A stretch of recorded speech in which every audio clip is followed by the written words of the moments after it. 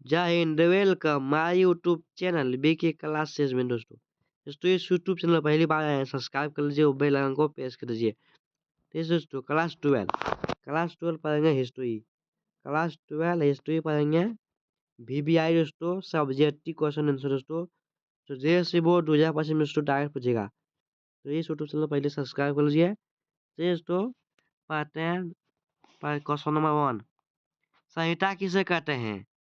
तो वैदिक सूत्रों या मंत्रों के संग्रह को संहिता कहते हैं। वैदिक सूत्रों या मंत्रों के संग्रह को संहिता कहते हैं। दूसरा देखिए, दूसरा क्या है? वन शब्द का क्या था अर्थ है? वन शब्द का अर्थ क्या है? तो कर्म कारों के आधार पर आर्यों ने समाज को जिन चारों भाग में बांट दिया था उन्हें वन कहा जाता था।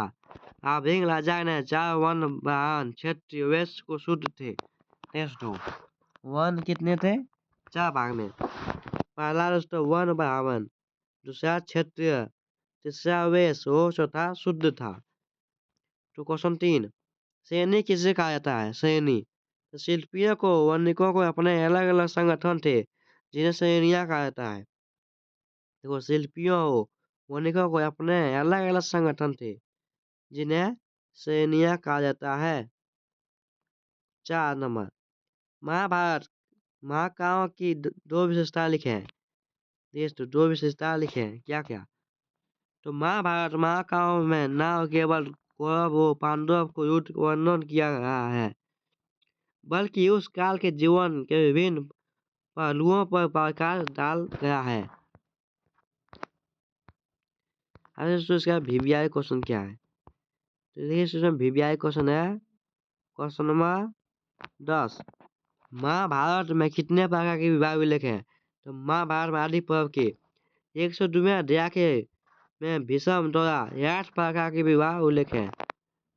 8 प्रकार के दोस्तों महाभारत में विवाह का उल्लेख था।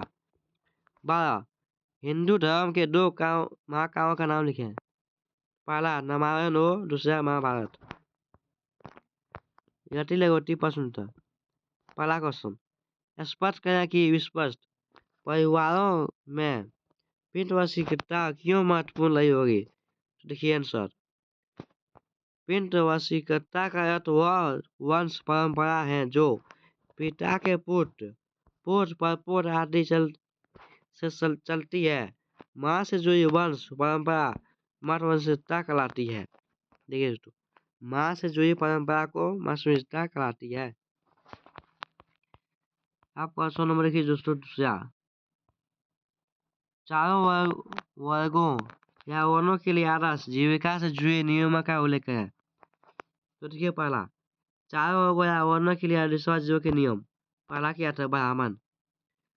ब्राह्मण का कार्य अध्ययन वेदों की शिक्षा यह करवाना था। उनका काम दान देना और लेना था। दूसरा दोस्तों क्षत्रिय था। क्षत्रियो का काम युद्ध करना, लोगों को सुरक्षा प्रदान करना, न्याय करना, वेद पढ़ना, यह करवाना और दान दक्षिणा देना था क्षत्रिय का। या तीसरा का क्या था? वैश्य का। वैश्य जो क्षत्रियो के अंतिम 3 का वैश्यों के लिए भी थे। साथ ही उनसे कृषि, गोपालन, व्यापार का कार्य भी अवशिष्ट था।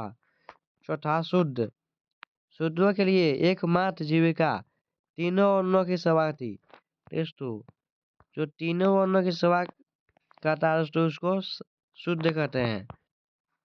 वैश्य दोस्तों जो क्षेत्रीय के अंतिम 3 कार्यों को वैश्य के लिए थे, जो पहला का दोस्तों कृषि, दूसरा गोपालन, तीसरा व्यापार, दोस्तों वैश्य में था। क्षेत्रीय में क्या था? क्षेत्रीय का काम था युद्ध करना, लोगों को सुरक्षा प्रदान करना, न्याय करना, वेद पढ़ना, यह करना, दान दक्षिणा देना दोस्तों क्षत्रिय का काम था। पहला ब्राह्मण, ब्राह्मण के काम थे वेदों की शिक्षा देना, यह करना और करवाना, उनका काम दान देना और लेना था। तो दूसरा VBI देखते हैं। दूसरा VBI देखिए, से आप क्या समझते हैं? मनुष्य में चंडालों के क्या सख्त निर्देश दिए गए हैं? 8वां, प्राचीन समाज में अछूतों की स्थिति का वर्णन करें।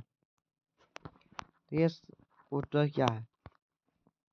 समाज का अस्पृश्य वर्ग दुष्टित काल जैसे शवों, अवशिष्ट और मृत पशुओं को छुआ करते थे, उन्हें चंडाल कहा जाता है। उन्हें वर्ण व्यवस्था वाले समाज में सबसे निम्न स्थान शुद्ध दिया गया है। वर्ण व्यवस्था में वो सबसे ऊंचा स्थान पाने वाला ब्राह्मण। इन चंडालों का स्पर्श यहाँ तक कि जिन्हें देखना क्या शुभ या अपौष्टिकारी मानते थे। मनुस्मृति में चंडालों के कर्तव्य निर्दिष्ट किए गए थे। इसके कारण प्राचीन समाज में अछूतों की स्थिति अधीन दयनीय थी।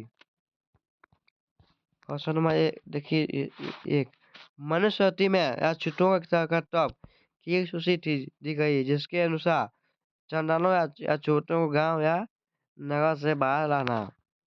जैसे जो चंडाल अछूत था उसे गांव और नगर से बाहर आता था। देखिए दोस्तों 5 नंबर का क्वेश्चन, मनुस्मृति महाभारत में कितने प्रकार के विवाह का उल्लेख है? अथवा महाभारत काल के वर्णन विवाह के प्रकार बताएं।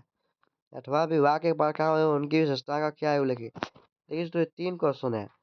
3 क्वेश्चन का दोस्तों आंसर है। तो पहला, महाभारत के अति पूर्व में 102वें अध्याय के श्लोक 11 से 17 में भीष्म प्रतिमार ने 8 प्रकार की विवाह का वर्णन किया है। भीष्म जो काशी नरेश की कन्या को उनके संहार के समय अपने भाई विशिष्टि के लिए अपहरण कर लेते हैं, उस समय उन्होंने विवाह के सभी 8 प्रकारों का वर्णन किया है। धर्म सुदमन धर्मशास्त्र विवाह। ऊपर देखिए, ऊपर में क्या है कि 8 प्रकारों के अपनी वरिष्ठ प्रदान करते हैं, किंतु 4 को ही उत्तम मानते हैं।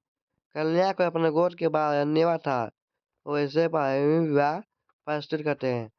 मनुष्य से भीष्म द्वारा वर्जित की 8 विवाह निम्न है। दोस्तों 8 विवाह में दोस्तों 8 विवाह में 4 दोस्तों उत्तम विवाह मानते थे। 4 का दोस्तों उत्तम विवाह था। दोस्तों 8 विवाह का उल्लेख किया। पहला का नाम दोस्तों आय विवाह। वह इसे एक जोड़ी गाय और बैल प्राप्त कर माता पिता अपने पुत्र को विवाह उससे कराता था, उससे आय विवाह कहते हैं। दूसरा प्रजापत्य विवाह। पिता वो से यह प्रतिज्ञा कराता था कि वह वो उसकी पुत्री मिलजुला कर सामाजिक धार्मिक कर्तव्यों का निर्वाह करेंगे, तब अपनी पुत्री का विवाह करता था। तीसरा असुर विवाह।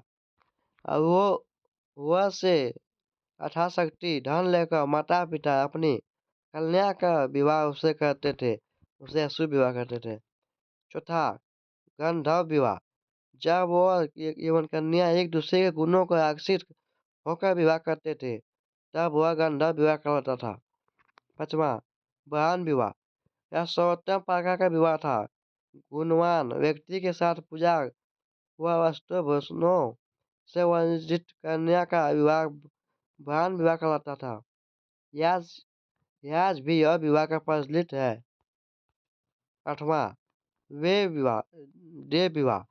विधि अनुष्ठ करने के वाले पुरोहित के साथ कन्या का विवाह वेद विवाह कहलाता है। जिसका साथ कन्या का विवाह था उसका वेद देव विवाह कहलाता है। 8वां राक्षस विवाह।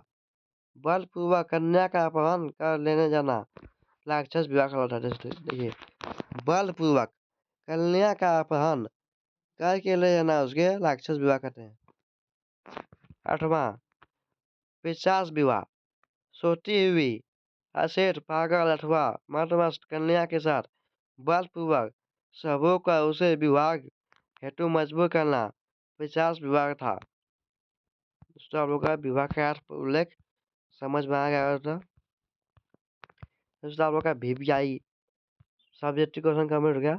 मैं यूट्यूब चैनल पहली बार आया दोस्तों, ऐसे वीडियो दोस्तों आपको दोस्तों मिलेगा दोस्तों 2025 बोर्ड एग्जाम के लिए। तो मैं यूट्यूब चैनल पहले सब्सक्राइब कर लीजिए और बेल आइकन को प्रेस कर लीजिए। जय हिंद, जय भारत।